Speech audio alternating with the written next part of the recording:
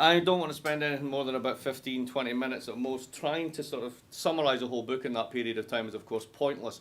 So I'm going to kind of talk about writing the book and how it went from where it started to where it ended up and sort of what the point of the whole thing was. Sharon has touched on some of this already. There's a very personal motive for writing this. And it says so in the preface, it's one of the first things I fess up. You're actually looking at the greatest example of intergenerational social mobility you probably ever laid eyes on. I grew up on the bottom end of the welfare state in Britain. How did I become an Ivy League professor? Was it the grace of God? Was it my unique and individual talents? No. It was the fact that the schools worked. It was the fact that if you had talent, you were given a chance. And if austerity means cutting government budgets, it's not about cutting government budgets on things like defence or pensions for voters. It's about cutting it for the weak. That's how it works every time. So that means the next me doesn't get to happen. Now that really pisses me off. Because at the end of the day, I'm a big fan of capitalism, believe it or not. And it works when Adam Smith put it so well. Great, somebody phones me in the middle of this. And Adam Smith put it so well. The whole point of this is the betterment of one's condition. And if each of us has the chance to better our condition, then capitalism overall serves everyone. And the equity issue becomes one we can descend in.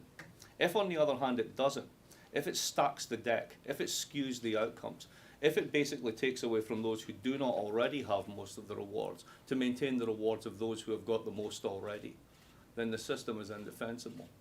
And I don't want that to happen. So that's why this book was written. There's three basic messages. The first one is about equity, as I've just mentioned. I'm all in favour of everyone tightening their belts the minute we're all wearing the same pants. But we're not. And we haven't been close to that, or we haven't been as far away from that notion of equality in terms of what our ability to pay would command than we have been since the 19th century.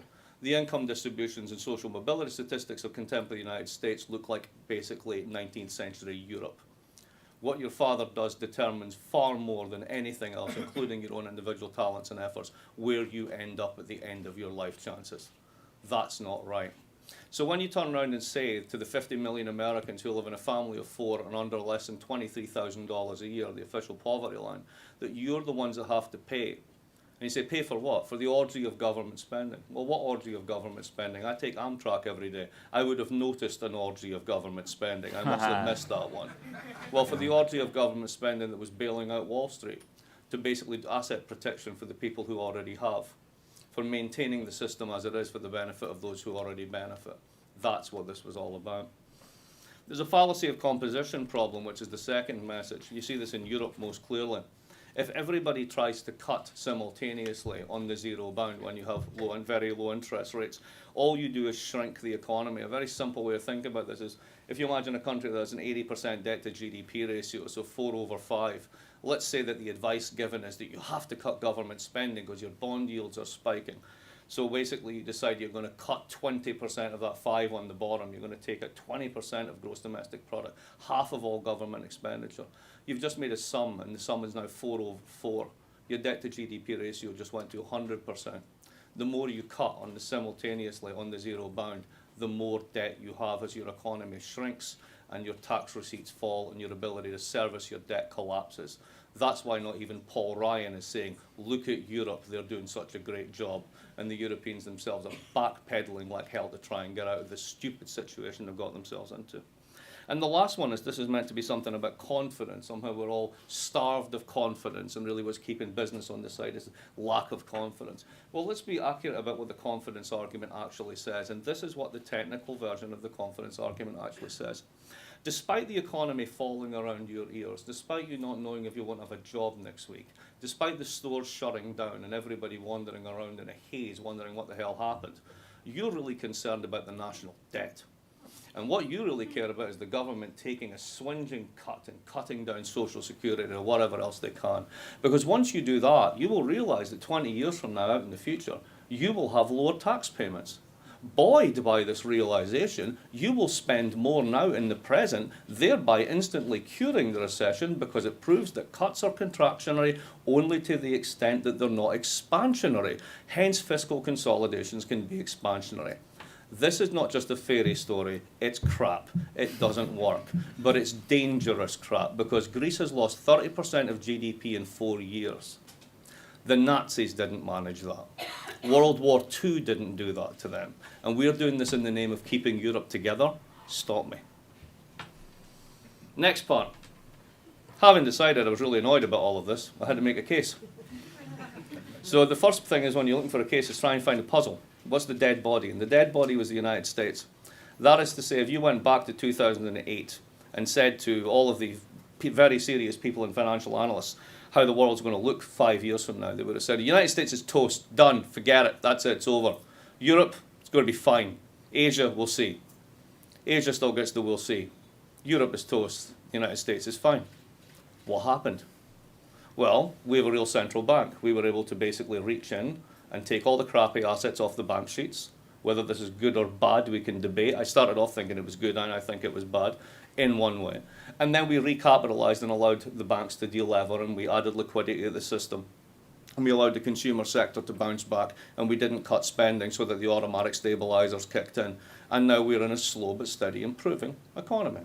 The Europeans decided to override the automatic stabilizers, having built themselves a gold standard in a democracy called the euro, because it basically takes the options of devaluation and inflation off of the table, thereby leaving you vulnerable to two things: default, which you don't want for reasons I'll go into in a moment, or alternatively endless and painful deflation, which is the austerity choice.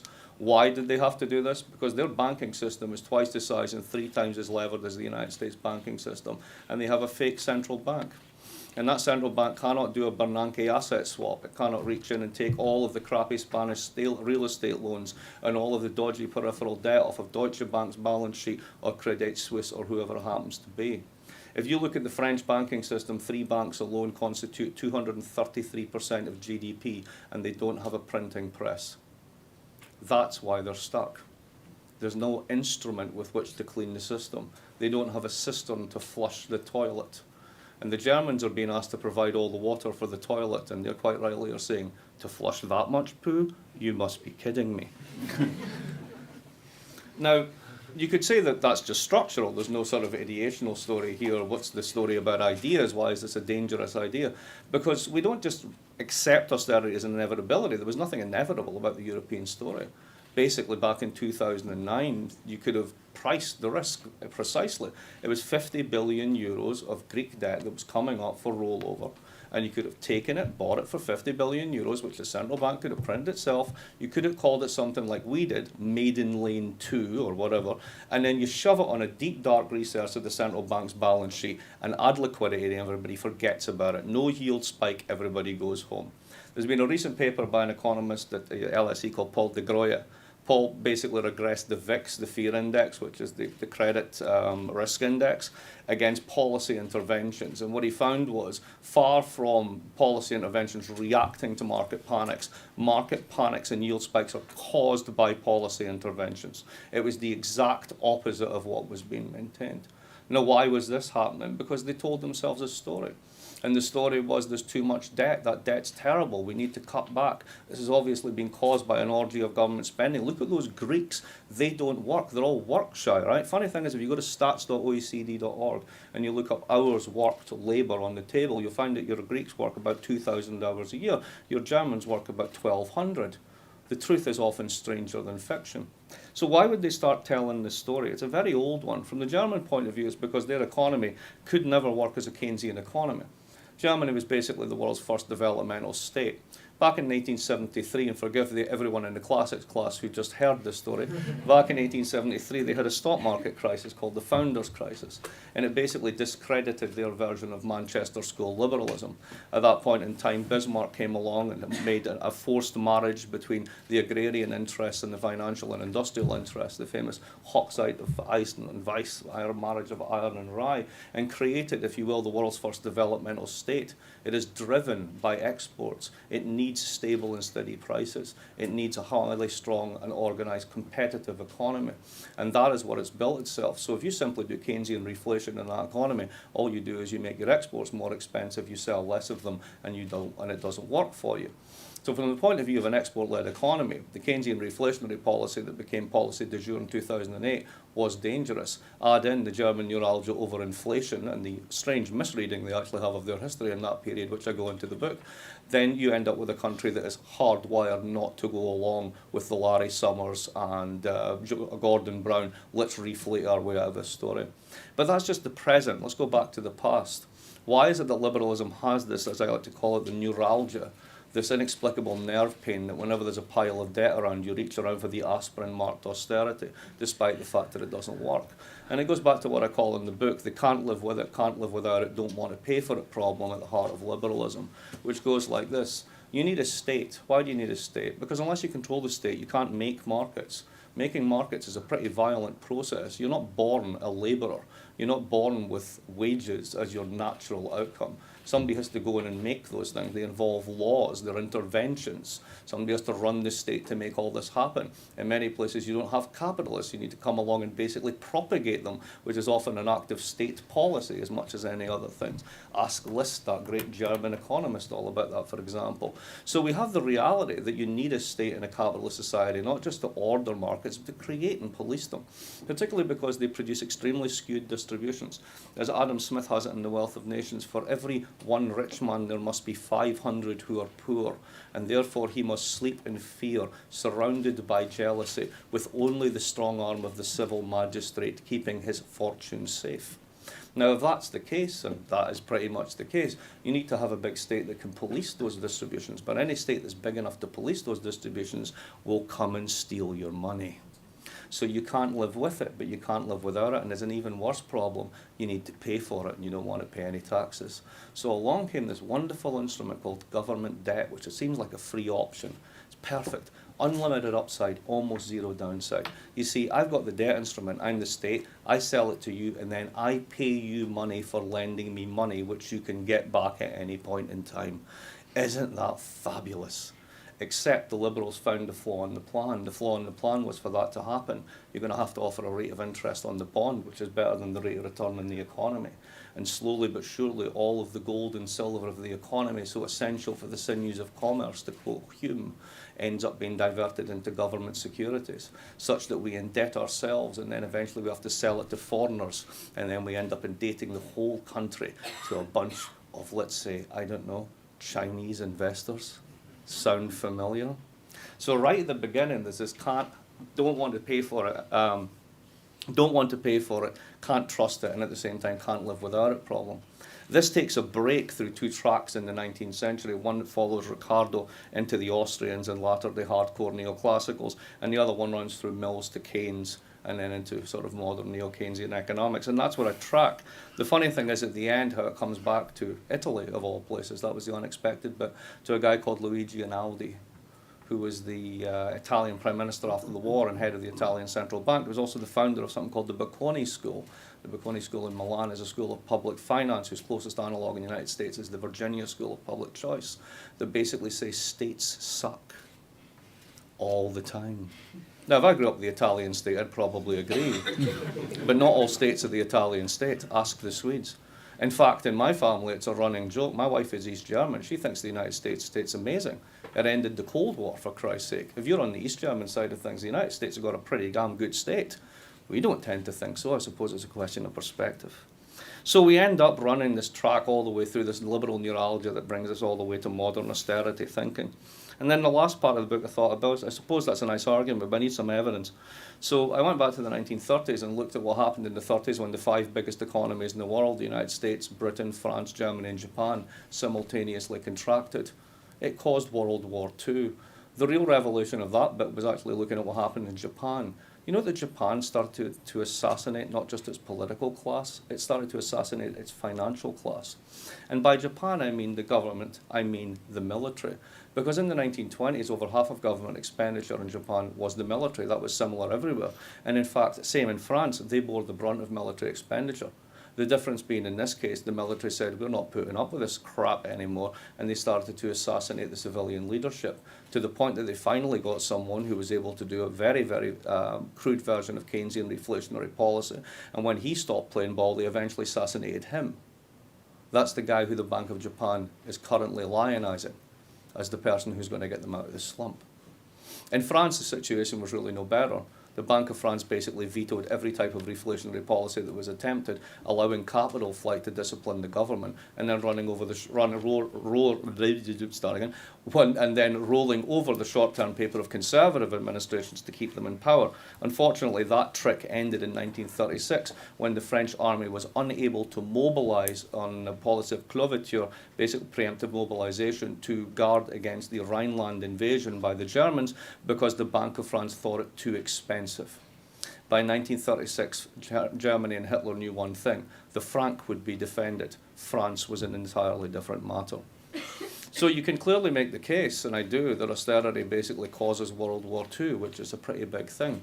But then in the 1980s, there were a series of cases, particularly Ireland and Canada and a few others, that were meant to show that actually you can have this expansionary fiscal contraction. The funny thing is, if you go through the causality in the models, you find that they're backwards. This is also the critique of the Reinhardt and Rogoff paper that just blew up.